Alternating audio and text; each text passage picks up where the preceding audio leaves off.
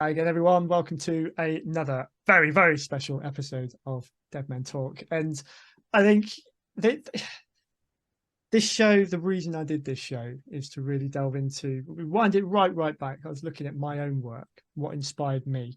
And I think I could never walk away from this show at any point having not brought this guy on, because he was someone who very early on was a guy who was a great source of inspiration to me. He has been along my writing journey as well. And I'm so glad to finally get the chance to welcome you on the show. David McCaffrey, how are you, sir? Thank you, Chris, for that lovely intro. I'm very well. I'm very well, thank you. You okay? Not bad, thank you. Not bad, not Good bad. stuff. I was thinking earlier on, do you know how long it's been since we've kind of known each other along this veil and never actually spoken properly? Two, either 2016, 17, somewhere. 15. 15, Eight really? 8 years. Very, very briefly, when I was starting out, before my first book was published, I was Britain's next bestseller. With On the Muriel.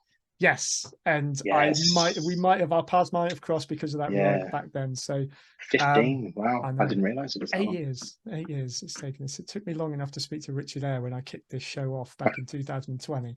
So it's so good to have you here, mate. Thank you for having me. I can It's a only privilege. apologize it's taken me this long. No, So no, no, not at all. Not at all. so for anyone out there who doesn't know who David is yet, he's a fantastic author. He's a publisher.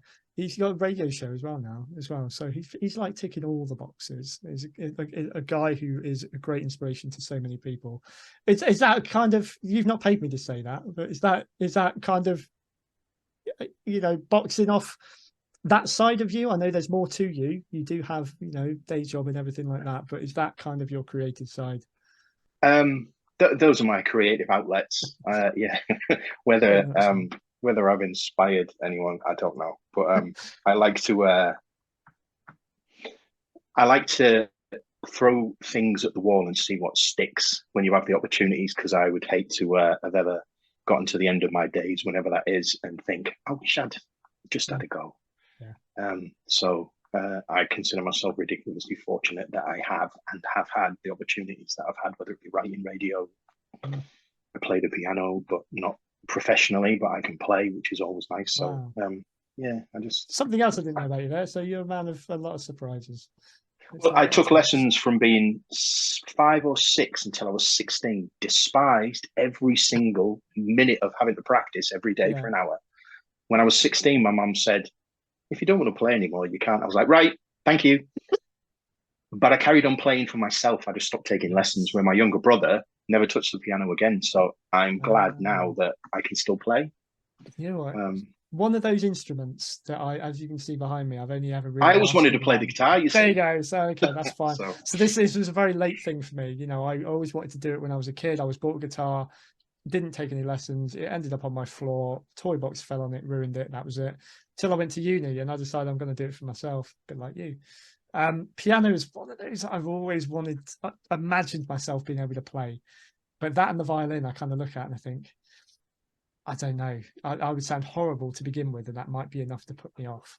So fair see, play. I look at it the other way with guitars. I always think, oh, they're so cool. It's so Yeah. cool when you see people playing the guitar. Anyway, It's how you play it and what you do with it, I suppose. But um, obviously our paths crossed because of your writing. We'll delve we into did. sort of all the other bits that you've done sort of before and since then as we go through. But your writing for me when I was starting off, um, trying to find my feet. I had a book. I didn't really know if it was any good. I didn't really know what to do with it. And I think I was looking around and talking to some of these writers and reading their books. Your book, Hellbound, when I got hold of that, I think for me, it was such a great piece of work. And knowing that you had managed to take that step yourself and get that published, and even having the help of a certain well-known author, that we'll touch on as well, because I think that's the most impressive thing Yeah. in the world. You're a big fan as well. I forgot about that. Yeah. Yes. I think that to me was the most inspirational thing is the quality of your work as a as your first book. So let's talk about how your writing journey started, winding it back before you had a book. Where did it come from? Your desire to write? I've always seemed to have a creative bent for writing.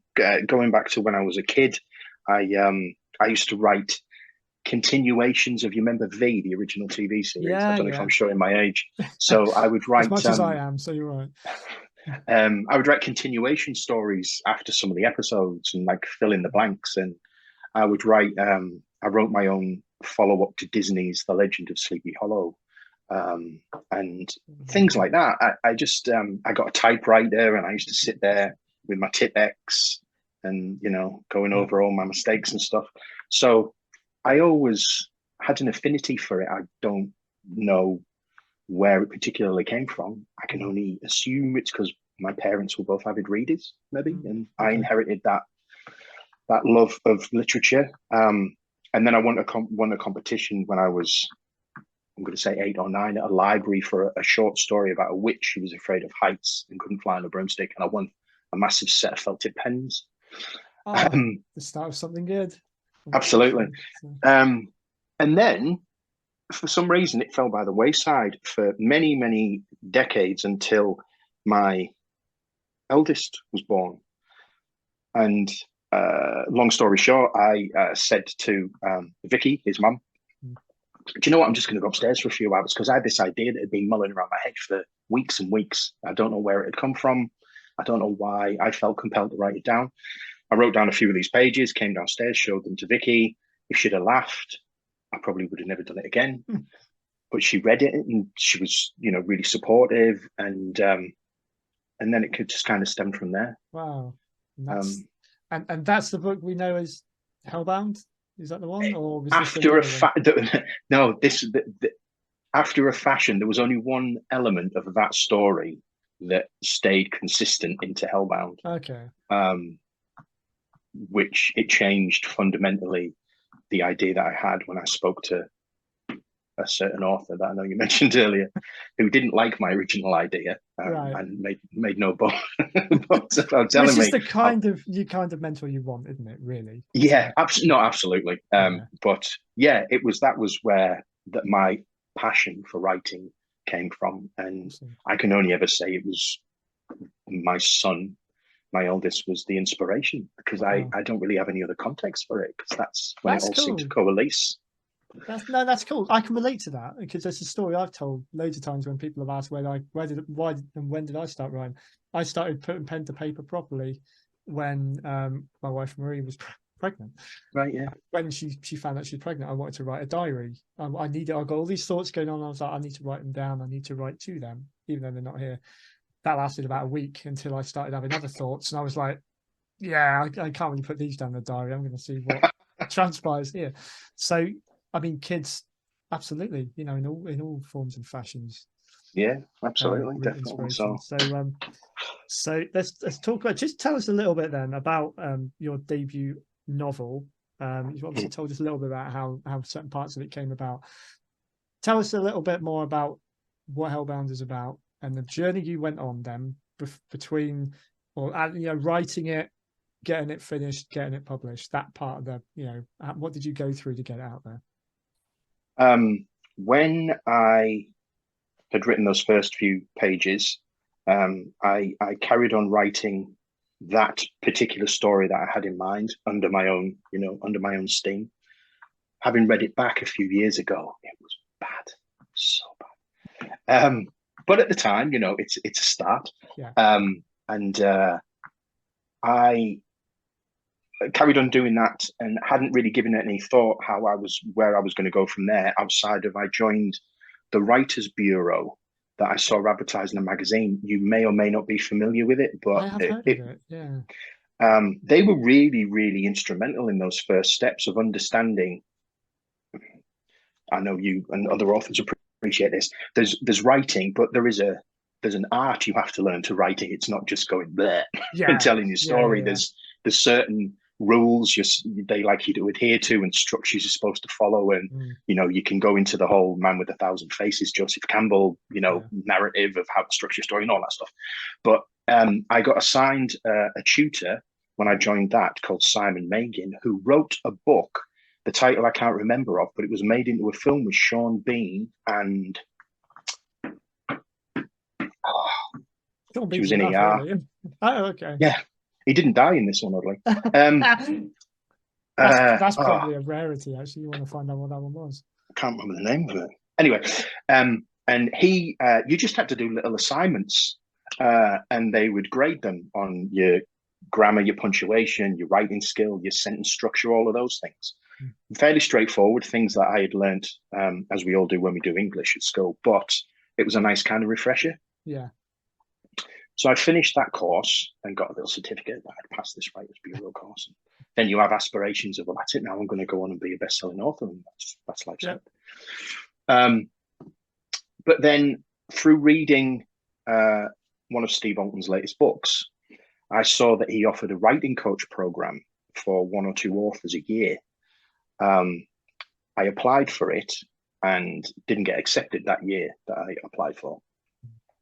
But then I thought, well, I'll do it the next time there's an opening, and maybe 8 and 10 months later, there was another opportunity. So I sent him an email, and I sent him the gist of the story I'd been writing. And he sent me an email back saying, okay, I'm interested. We'll have a telephone conversation and see where it goes from there. Cool. I was ridiculously nervous speaking to him. And we chatted over the phone. It was lovely. I got an email the following day saying, yeah, basically your story is crap, David. However, he said, I'm just not impressed by it at all. However, he said, there are these elements that I'm really intrigued by. If you would consider elaborating on them and perhaps taking them off in a different direction, I'd be happy to take you on as a student. You seem really engaged and interested. And so I was like, okay, yeah. So obviously all that contractual stuff was sorted out. And then the very first instruction I got given was write me a beat sheet of your first chapter. I didn't know what a beat sheet was at the time. Never heard of one. No. Didn't bother Googling to find out what one was, because that would have just, that would have been too easy. I thought, well, that's crap. I don't need to do a beat sheet. He's asking for that. I'm just going to write the first chapter, because obviously he doesn't know what he's talking about. He's only written, 6 best-selling books by this time.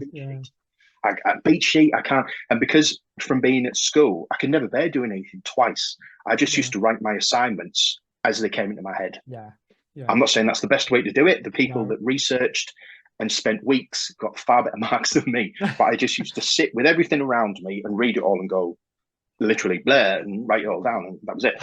So I thought, oh yeah, I don't want to do it twice. I'll just do this. So I wrote this chapter, sent him it, and I got an email basically back that said, you didn't follow my instructions. That is not what I asked for. I asked for a beat sheet. You have written me a chapter. It's absolute garbage. You have no sense of direction. The characters are completely vanilla. The name of your serial killer is absolutely crap. Blah, blah, blah, blah, blah. Wow. Just motivation. And I will beat you like a plowshare until you decide to follow my instructions. Okay. He was like, write me a beat sheet for the first chapter. So I was like, what's a beat sheet? What is a beat sheet? Yeah, even I've got a beat sheet. That, so. It's everyone. You'll have your own way of plotting out your books. Everyone has their own way, whether it's post-it notes or mind maps or spider diagrams or whatever the hell it is. He taught me to make a beat sheet, which is you put 4 or 5 bullet points for each chapter of the key beats of that chapter. And then you end up with maybe 5 or 6 pages of your entire book with just the key scenes in bullet points. Then you can look at it as an overall. You can move the bullet points about if something needs putting in a different scene, if that scene's too slow, if there's too much going on there, until you're happy. And then you kind of fill in the blanks chapter by chapter as you're writing it.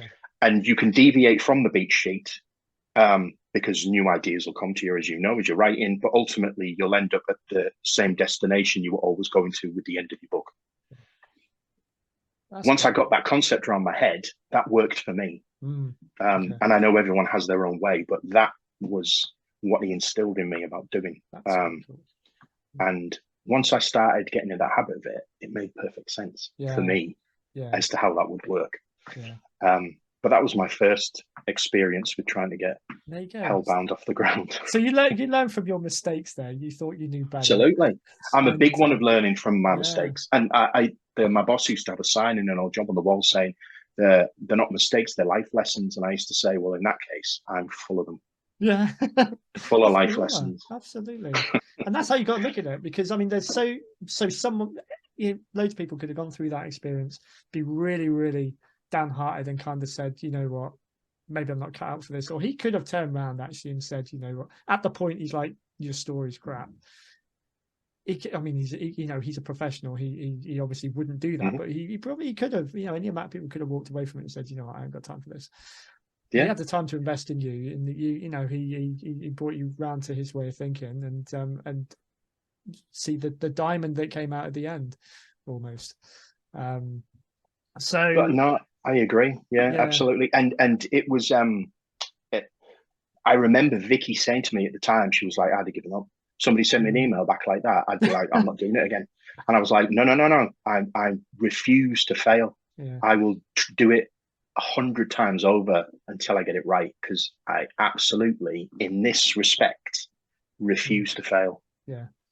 That was my mindset. Add a little bit of gravitas here to anyone who's watching this who isn't quite up to speed on who we're talking about. We're talking about Steve Alten, who within 2 days' time has another summer blockbuster movie coming out of one of his books in the Meg 2. Just to add some credence to the advice you were getting, is someone who definitely does. Every writer's got their own style, but he definitely, all of the wisdom. If you could bottle that, maybe you have. Has any of the advice you've taken from that carried forward in what you've written since? Yes, so much of it, if not all of it. But aside from the beat sheet technical aspect of it, one of the main things I always remember he told me right at the beginning was research. He said, you have to know what you're talking about, whatever it is, whether it's fictional or factual or somewhere in between or a mixture of the two. You have to do as much research as you can, because the reader has to believe you know what you're talking about, and they can smell the atmosphere of the prison. They can hear the sound of the water on the beach. They can hear someone's accent in their dialect when they talk. He said, you have to make it real. Yeah. And it always stuck in my head. That's fair enough. And the other thing was less is more, because I do have literary elephantitis, and he used to say, less is more, David. I always equated to Mariah Carey. Why sing 12 notes when you can sing 2? Yeah, that's a quality way of talking about. I think I know what you're talking about possibly there as well, because as a reader, I do gravitate to writers who do get to the point. This is why I've always preferred in the horror world James Herbert over Stephen King, because James Herbert will write one paragraph with something that Stephen King would write 2 chapters on. Yeah, it's more direct. It's more kind of, that's how you would experience it if you were in that setting, isn't it? So no, I'm with you on that one. Yeah, definitely. So just before we move on from Hellbound, this is obviously where you started, because I love the book so much. Just give everyone a flavour. What's the story about? The story is about how would you teach a serial killer remorse. That was the ultimate idea behind it. And the basic premise is that a world-renowned, in inverted commas, serial killer is executed for his crimes. An investigative journalist who's been following, his career, for want of a better word, is at his execution, and subsequently finds a few inconsistencies with the whole process of not only his execution, but events leading up to it. And he starts to uncover, I don't want to say conspiracy, because that's used too frequently. He uncovers the huge political furor that is not only the death penalty, but also how one would deliver justice for the loss of their loved ones if you had the opportunity to impart it on the person that had taken their lives. And I tried to make it a bit of have moral aspects as to not whether you like or dislike the antagonist, but whether ultimately it's still the same side of wrong, what someone's doing for their revenge, compared to what the serial killer was perpetrated. but the ultimate premise was, if you expose someone who's already got a dark heart to more darkness, you'll harden the resolve. So what happens if you expose them to the exact opposite, light, love, hope, positivity? You won't change their personality fundamentally, but can you change some of their perspectives and things? It just, if I've sold it to anyone on that, I mean, I'd say it's fantastic. It's always lived up. It's one of those books, one of those few books actually that I have gone back and read again. Really? I'm not one That's when I lovely. know the story of something, I can't go back, but I did with this one. And then you added a couple of parts to it, I believe. I did. As well. I did. Yeah. That was just my ego, because Steve had made me cut them out. He didn't like them. I when it see. had been when it had been out long enough, I was like, no, I really like them. I really like, it's my book. I'm going to put back in. I mean, there weren't massive things, and I totally understood why he told me to cut them out at the time. But I thought for the one time I would let my ego run rampant, I was like, no, I like those bits. I'm going to put them back in. And you really, as separate sort of like add-ons, weren't they? I don't really know how to kind of. Yeah, they were just little embellishments and more context to things that, like you rightly say, aren't necessarily needed. But it was purely just because I liked them. So yeah, why not? Well, you got. That's not necessarily the right perspective, but I like them. So you've got to be proud of your work, haven't you? So one of the interesting things I want to talk about as well is, so your day job. Forgive me, I'm not going to get what you actually do out in the right way. But we saw. I was actually quite encouraged during COVID, because you went out and you just to explain what you do firstly, and that will add a little bit of context to what I was about to say. I'm an infection control lead nurse, and currently I work in Hertfordshire for an organisation I have since 2019, so not too many months before the pandemic started. Yeah. But I've worked in infection control for nearly 20 years, from a project nurse all the way up to. I was never ambitious. I accidentally fell into promotional roles. Right. It was purely just circumstance. I was literally in the right place at the right time. I was just happy being a nurse, and fundamentally, I've always made certain I remember I'm a nurse first and foremost. Sure. I just inadvertently happen to have a certain knowledge set that became globally relevant. Yeah. Who knew? Yeah. Yeah. So it was when this whole thing was kicking off, and none of us really knew what it was. And I must admit, one of the comforts to me at that time was when you came out a few times with some videos of yourself talking about, from your perspective, and you have, knowing what you do, you had to respect that you knew what you were talking about, and it was nicer to hear the things you were saying from within, I suppose, at the time. I mean, just, what was that?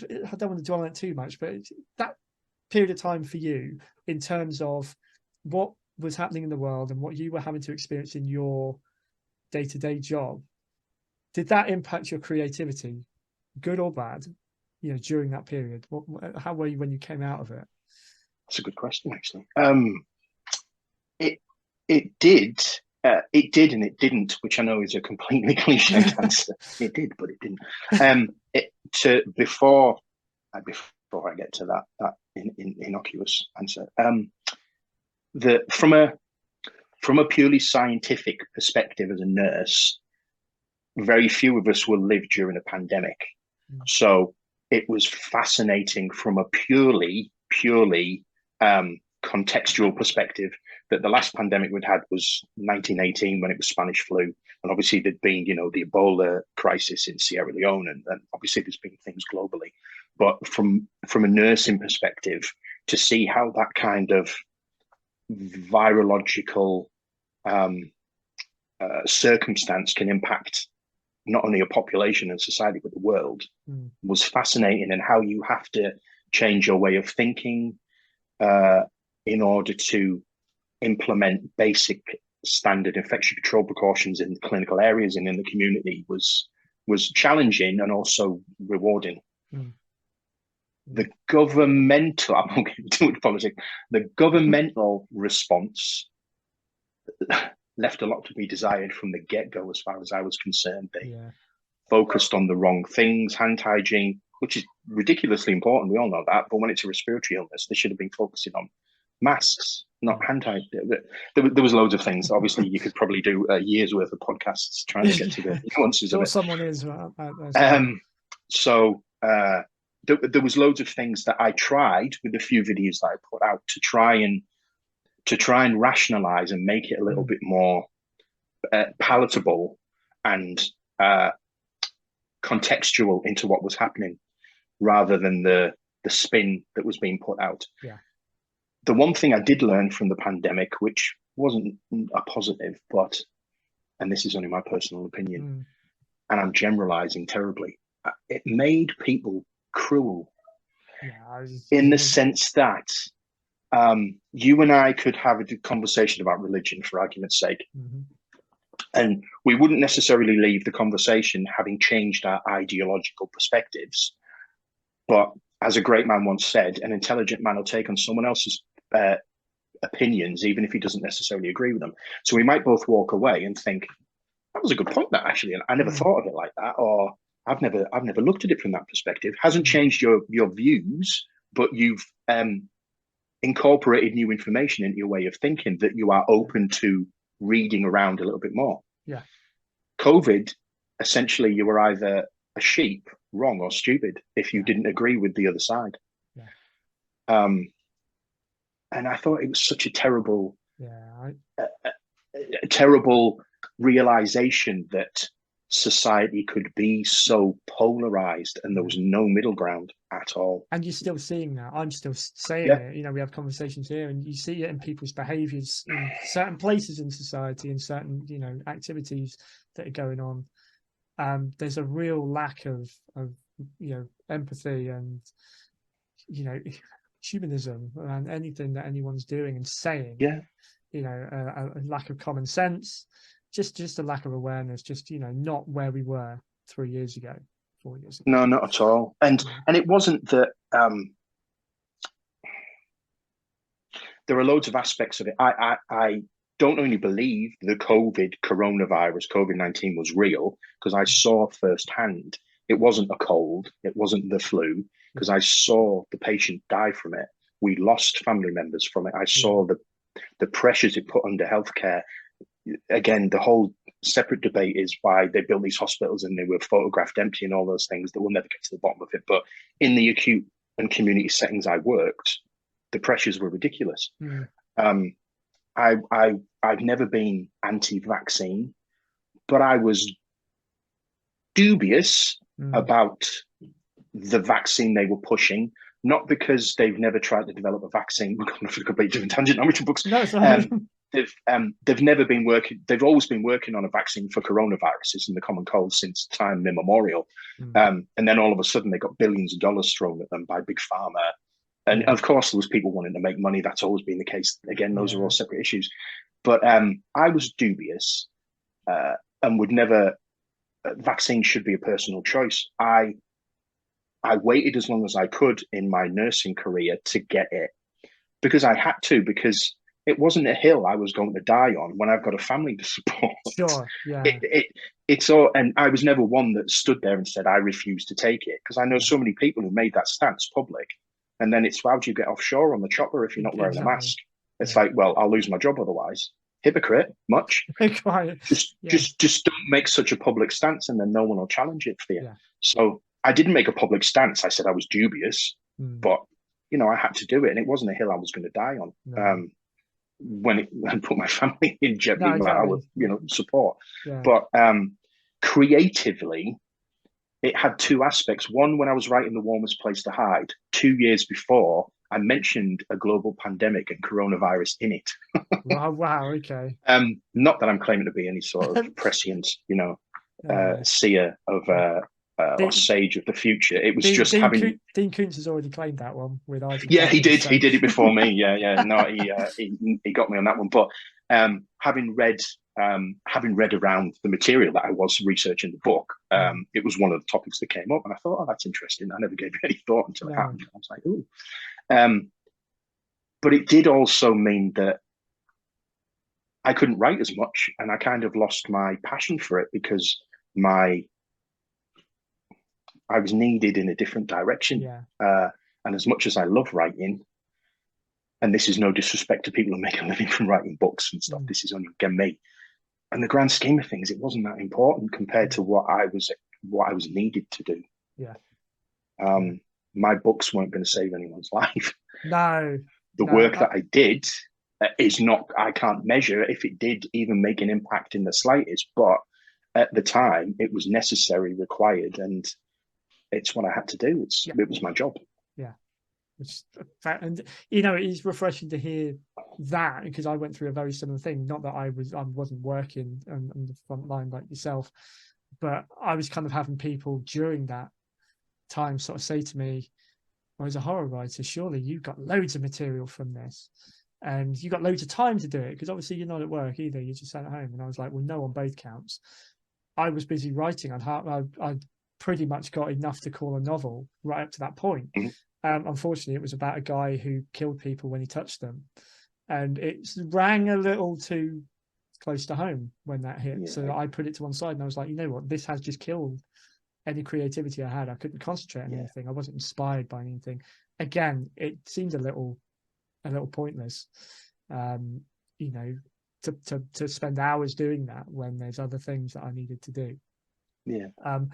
Warmest Place to Hide was actually, surprisingly enough, where I was going with this, because I kind of thought, you know, from what you do in your profession during that time, I wasn't aware then actually that I probably got my timelines mixed up a little bit. I didn't realize that did you already started writing it before COVID, or did you release it later? No, I'd written it. I'm going to say 3 years before COVID. Right. Purely for two reasons. One, I had done my 3 serial killer books. I'd ghostwritten the book with Stephen about crime in Newcastle, and I had this idea that I'd always be like fermenting in the back of my head, and I thought, I want to write something different, and I want to do my little homage to John Carpenter, David Cronenberg. You know, The Thing's one of my all-time favorite films, which the title came from the tagline from the video cover that I remember being a kid. And you know, I've always the David Cronenberg body horror type stuff, The Fly, Videodrome, I always kind of resonated with that. Good, bad, or indifferent. And I thought, right, I want to write this book. And all of my books outside of the nursey ones, not that this is revelatory and anyone's going to go, "Ooh, that's fantastic."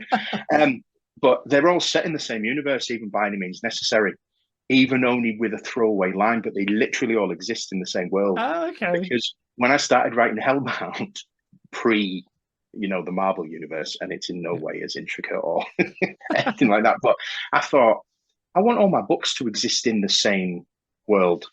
So they don't necessarily take place at the same time, but by any means necessary, it has a mention while he's in prison about, in America, there's this serial killer that's causing havoc and blah, blah, blah, and he keeps a tattoo to reference Hellbound.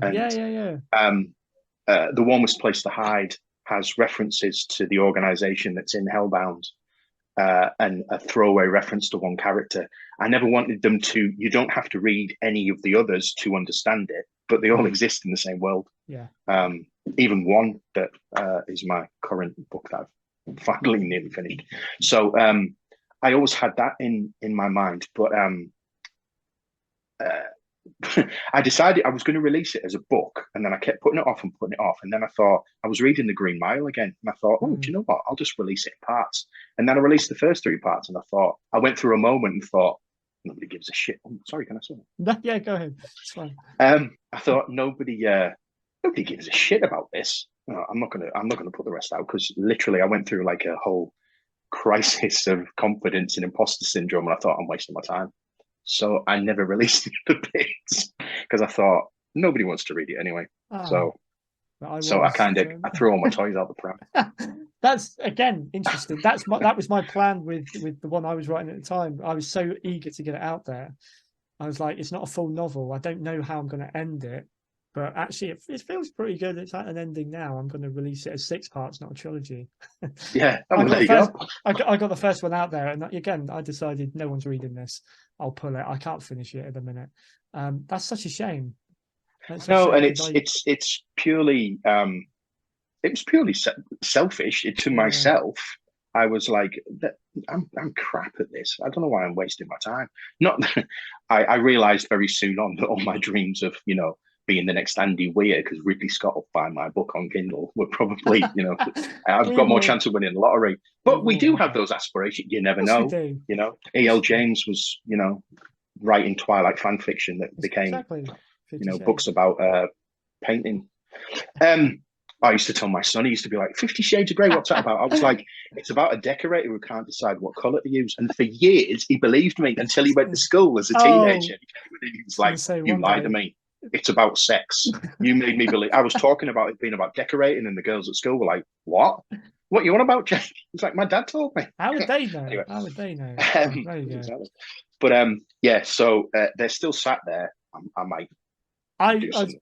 I was going to ask, have you got any plans to, you know, to put them out there? Putting you on the spot now. Maybe I can. Well, I kind of I hurt my own confidence by reacting the way I did, and thinking, oh, I'm crap. I don't know why I write. This is absolute garbage. So I've never been able to get my head back in the space of reading it and think, you know, sometimes you can read what you've written and you'll have the odd moment where you'll read back something you've written and you're like, it's quite good, though. That's not bad, though. I like that. I wrote that. That's quite good. I've never got back into the place. Moments. Oh, mine's fleeting as well, but I've never got back into the mindset of looking at the other parts and thinking, it's all right there. I still look and think, nah. Yeah. So one day, you never know. I was kind of trying to be doing that with Gods and Insects, and in fact, it's the biggest book I've ever written as well. And I kind of, it's just finding the time and the inclination to read something that I've written again. And it brings me on to my next point. Actually, I think amongst all of this, you took on the role of being a publisher as well. I did with Kelly, with Britain's Next Bestseller, which was almost like full circle. Must have felt like full circle for yourself. It was. I mean, we've. This isn't a scoop that anyone again would be interested in, but we made the decision probably towards the end of last year, but only started really implementing it this year. That, you know, Muriel asked us in mid-2016. She'd been trying to sell the company, and she'd had loads of interest, but they didn't want to take any of the existing authors. They just wanted the name, the brand as such. Sure. And she didn't want to do that to them. So she rang Kelly and I and said, do you want to buy it? And we were like, I know nothing about publishing. We're nurses. And she said, because I know you've always been supportive of the other authors and you'll look after them and as best you can. And when I spoke to Kelly, she went, you have to do it, because if you say no, you'll kick yourself for the rest of your life, whether it works or not. Yeah. So I said, oh okay. And then towards the end of 2016, all the, you know, legal stuff that you have to do was sorted out. And then as it happened, Stephen Sayers' book publisher fell through. So it was, we need this book out in like 3 weeks. And we were like, oh my God, like Kelly knew, and I knew nothing about publishing. No. And I will be honest, in my own ignorance, I just thought you send off your Word document and then that's it. Someone makes it into a book. Some machine formats it. Yeah. Exactly. And in the back of my head, I knew it couldn't be that straightforward, but the front part of my brain was like, oh, it's that straightforward. You just send off the Word document. And then, and someone's saying, well, you need to format it for an ebook. I'm like, what? Doesn't it just do that? And they're like, no. And if it's got pictures in it, you have to do it differently. And do you know what your widows and orphans are in your text? And I was like, what? What's an orphan? I know what an orphan is, but what's an orphan in writing? And do you want it hyphenated? I was like, I know what a hyphen is, but what do you mean? Do I want it hyphenated?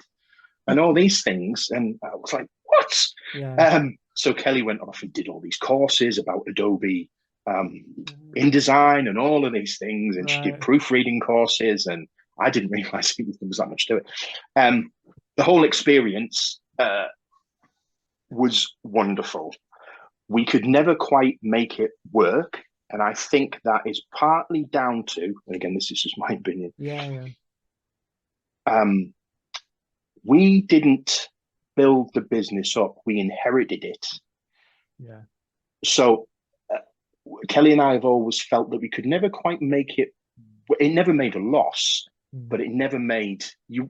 At the end of the day, we wanted to make authors money, first and foremost, to show some modicum that their books have been a success. Because my books have never been successful in the grand scheme of things. Yeah. But you so want that for someone else's dreams. You so want it more than anything in the world. That was all we wanted. And inadvertently, if you manage to make a bit of money yourself, that's great. But that was never the point, because we were still nurses. But I think because we didn't learn about the whole business from the ground up, we never quite understood the nuances of how it's all supposed to work, about marketing, advertising, all of those things. And also the pandemic. Yeah. You couldn't devote the time that you wanted to. And again,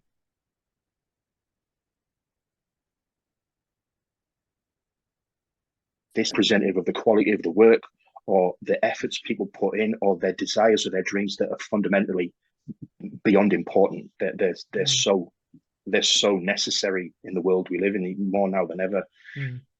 But because both as nurses in different respects, we were being pulled in different directions, which we obviously was our first calling. Yeah. We tried to do both at the same time, and you just can't, and you're just letting people down. And one of my biggest fears is letting people down. I can't bear it. It's one of the things that always comes up in my counseling sessions about fear of disappointing other people. It like weighs on my soul. Yeah.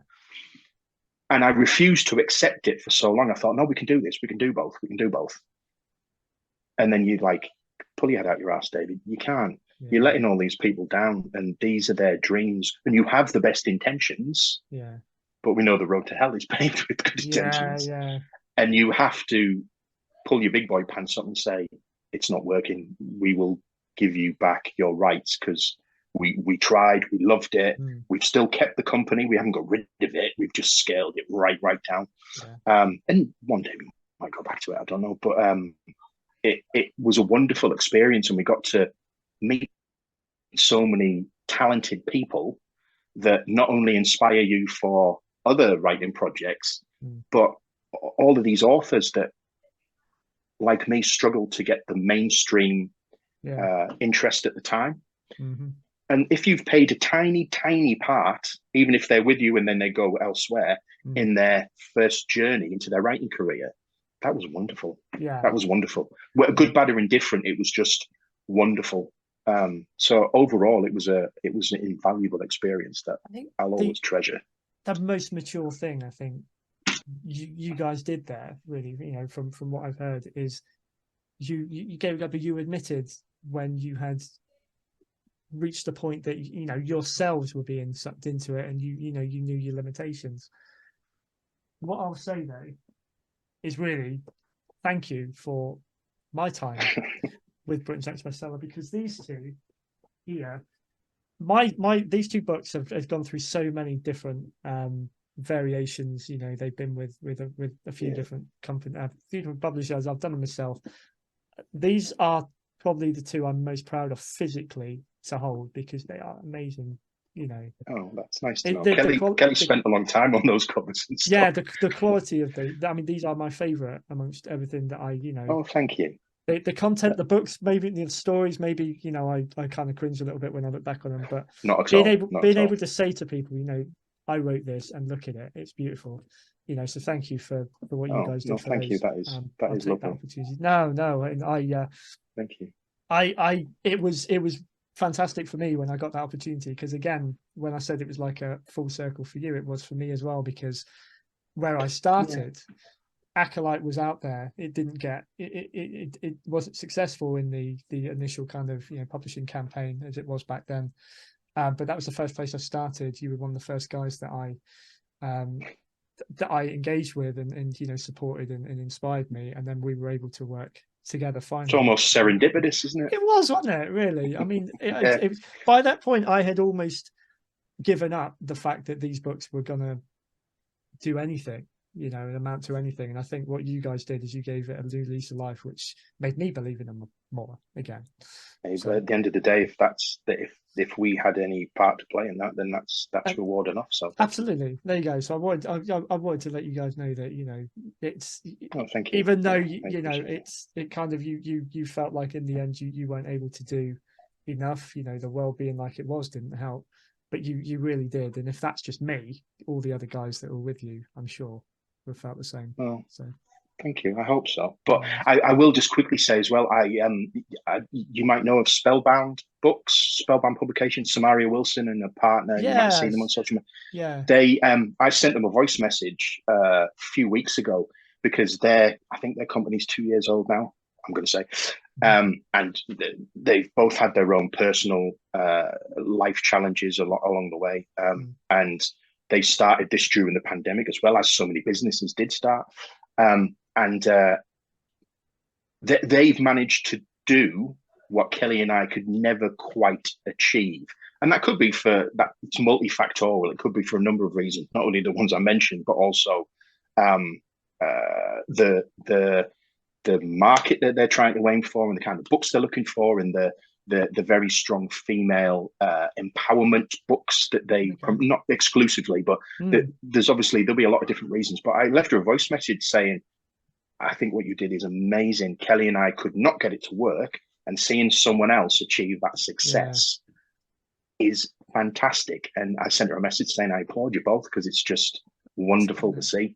Because I don't think we do as a society enough. People get professionally jealous, and it's like we should be proud of just because we failed at something.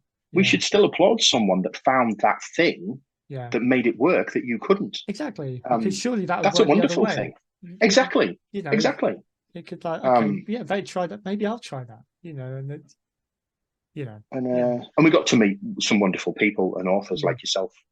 So that, you know, that is invaluable in itself. Well, it would be very, very rude of me to not afford a bit of time now to circle back to your work. With you know, since it's you that's on here, you know, there was one project you got coming up. You did give it a little bit of a mention. Let's talk about your latest book. Tell us what you can about it. Yeah.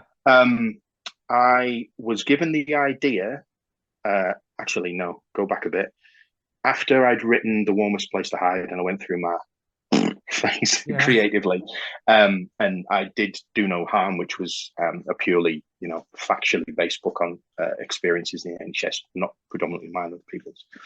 I wanted to write again something different, and I love action books, action thrillers, Mark Dawson, Lee Childs, all of that stuff. There's so many of them now.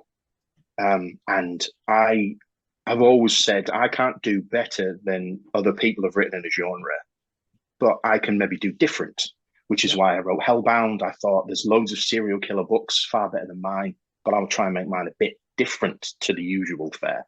And that's probably played a part to why it's so difficult to market. However, I'm still, you know, very proud of what it did.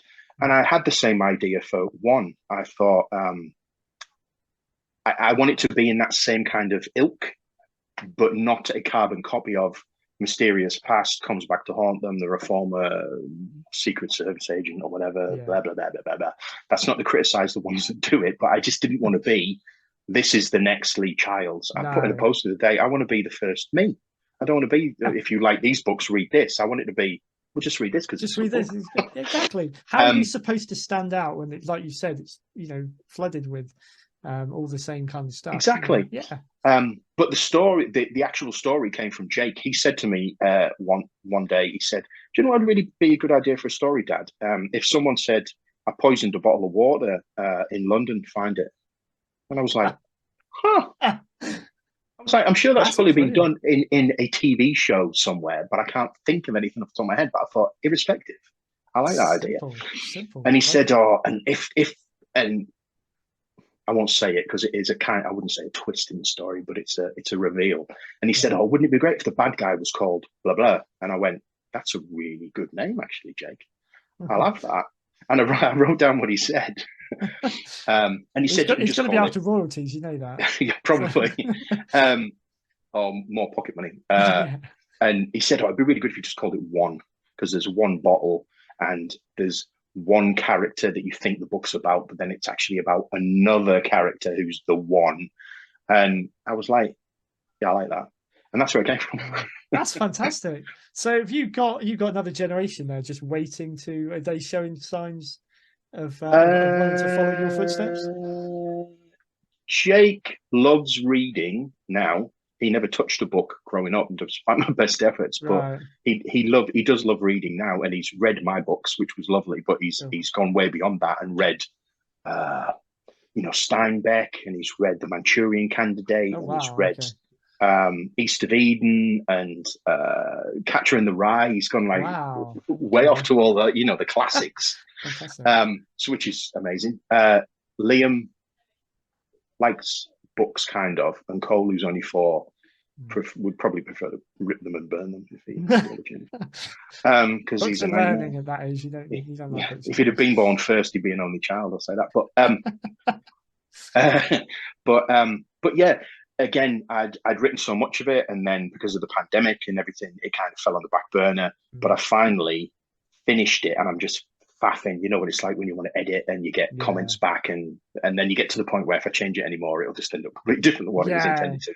So you have to leave it be. But it's it's set in the same universe as Hellbound and things, but only tentatively. But people who might have read the others, like the 5 people who might have read the others, might recognize some elements of it. And it's a Firebrand series, so in between every main title, I got this idea from Hollyoaks, a Firebrand After Dark, where it'll take a character that was touched upon and focus on them, but it'll be a lot more graphic and violent and gritty, as opposed to the more savory ones. Sure. And it was the Hollyoaks thing. Kelly went, Hollyoaks After Dark, you could just do that with your books. And I was like, well, I know. Less cool. Hollyoaks, obviously, less drama of Hollyoaks, cool. But that was the idea. So I love that kind of thing. Like in a different kind of way, I suppose. A Necessary End for me was like that in House of Courtney, and that it was like I've got all these ideas of little stories. I need to put them together, so I'm going to tell a story around the back of it that kind of just wraps around it.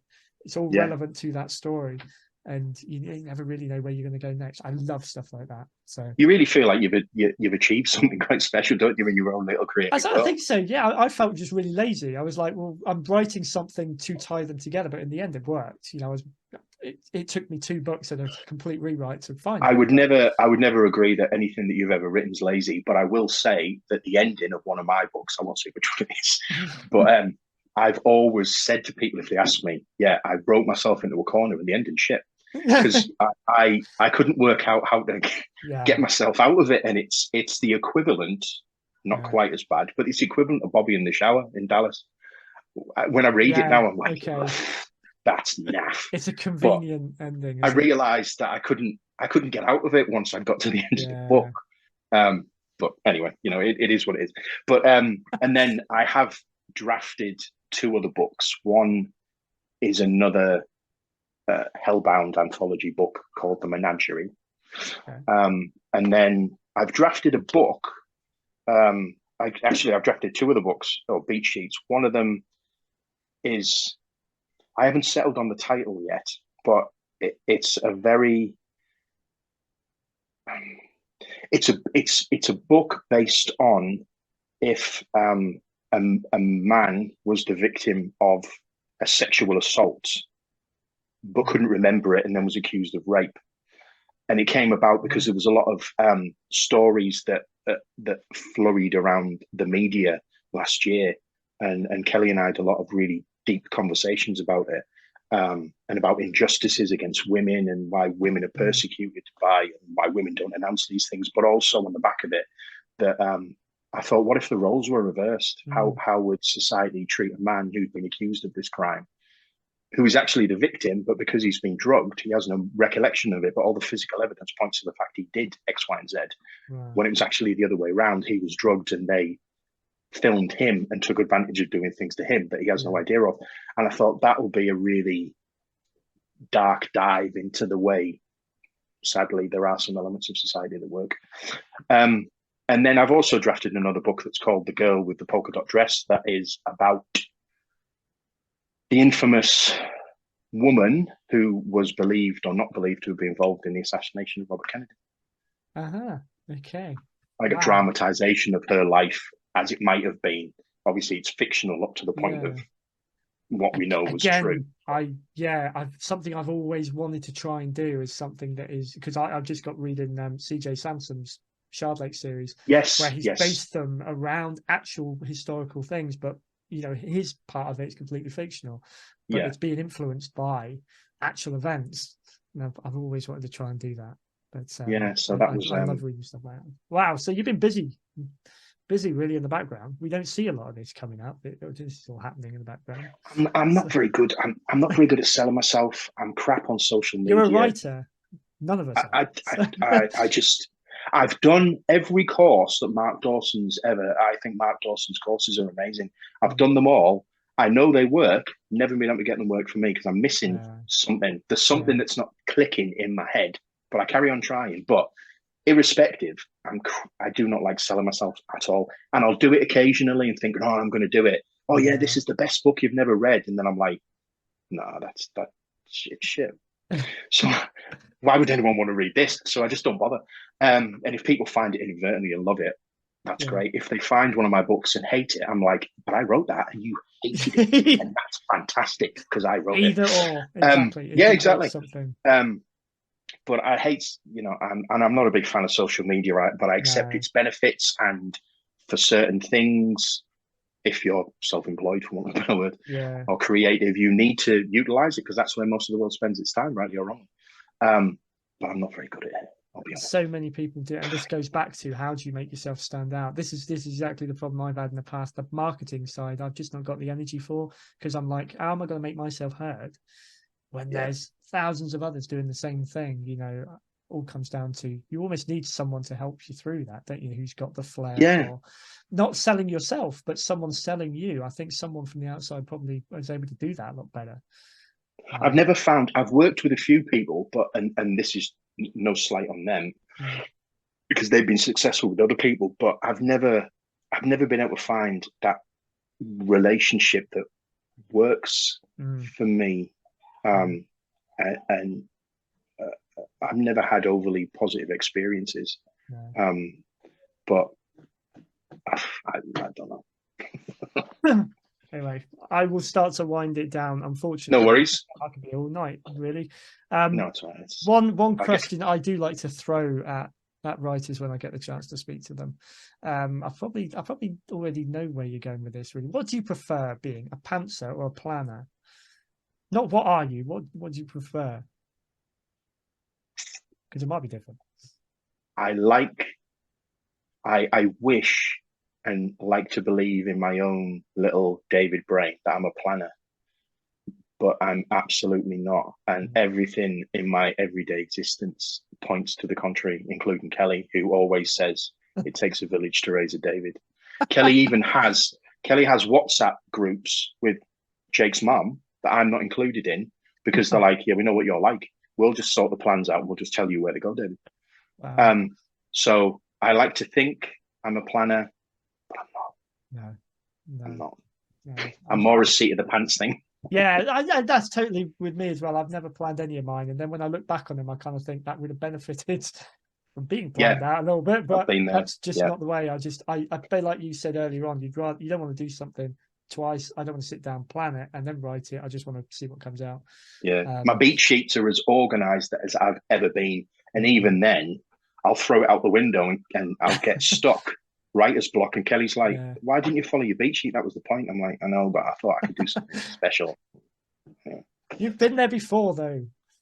You should circle back to the last time that you thought you did better. Anyway, there we go. That is true. David, this has been amazing. It's been fantastic to Thank you. finally get to talk to you properly and have It's you been on. an honor. Thank you, Chris. Oh, anytime, mate, anytime. Where can people find you and your books? Lastly, we've been selling you for an hour now. For anyone who has difficulty sleeping and has run out of good reading material, you can find my books on Amazon as always, and all those online stores. You won't find them in any bookstores because they're not that popular. But Do yeah, you people can actually find use them on. bookstores anymore? I don't know.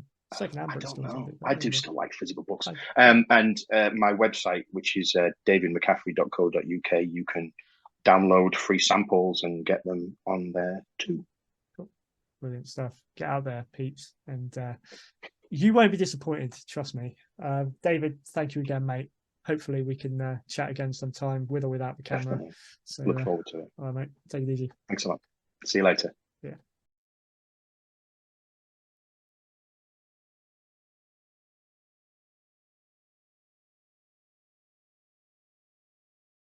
If you enjoyed this episode, please take a moment to like, share, and hit the subscribe button. Also follow us on Facebook and Instagram to keep updated about all future shows.